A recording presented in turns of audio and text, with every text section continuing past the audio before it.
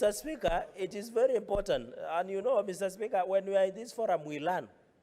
And I request we learn. I learn from colleagues, they learn from me. I said very well that the president, we ascended 385.3 billion under equitable shareable revenue. Under conditional grants, and with the law we passed here, Mr. Speaker, we passed 44 billion. It comes to 429 billion. Mr. Speaker, it is like having money in equity and KCB, it is your money.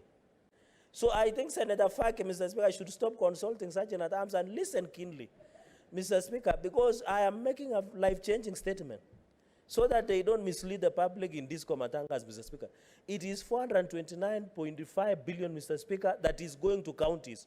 And I want to beg our colleagues, the answer will bear as witness. We can say other things for political expediency, but facts will remain as stubborn as it is, Mr. Speaker.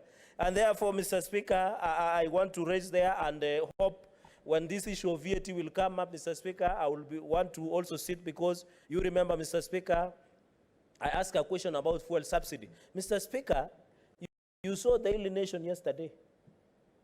62 billion was lost. And among of it is under fuel subsidy. And the person who was making a lot of noise yesterday in Ngong race course was the person who presided the loss of 62 billion. So, since some of the side that are asking about VAT, they should be asking Uhuru Kenyatta and Raila Odinga where 62 billion that was meant of fuel subsidies, Mr. Speaker.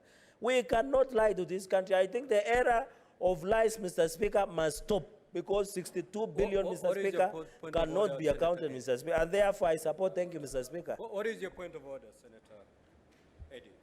Mr. Speaker, is Senator Cherargei in order to, I'm rising under Standing Order number 115.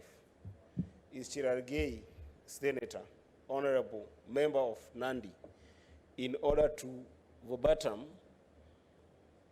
call individuals' names as high as Honorable Raila Amolo Odinga and President